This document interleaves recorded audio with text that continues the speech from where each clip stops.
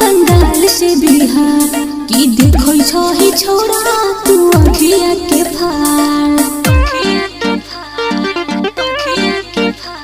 हम आइल छी हो नाचे बंगाल से बिहार की देखो छोही छोड़ा तू अखिया के फार। रे सुनो एलही मधुबनी का गारा दा उरे तोगे की कहले उरे तोगे तोरा ढोलिया पगोलिया चल तोगे।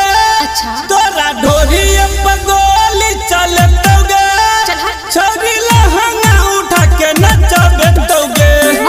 तोरा ढोलिया पगोलिया चल तोगे। छोरी लहंगा उठा के नचबे तोगे।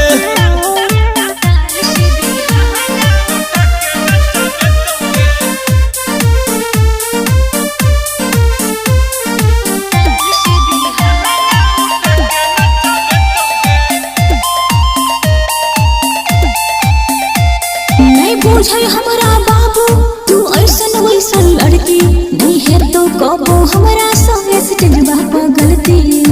रे जे तू सोचे छी नहीं है तेरा गलती।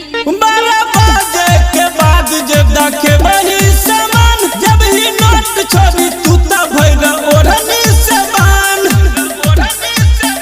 छोरा बूढ़ा जवान गरमी तोगे गरमी तोगे। तोरा ढोलिया पगोलिया चल तोगे।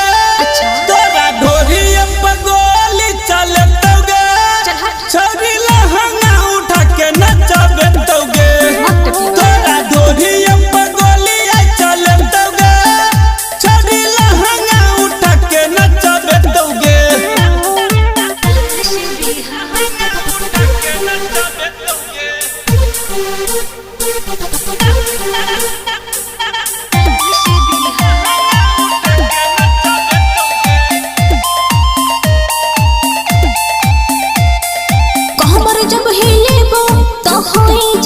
पागल हमार वो अखियां सगोली ता होई जे भी घायल।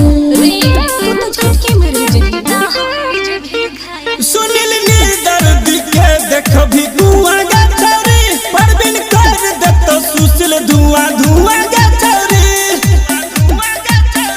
विद्यानंद बादल साथे कोमल ऐतोगे ऐतोगे।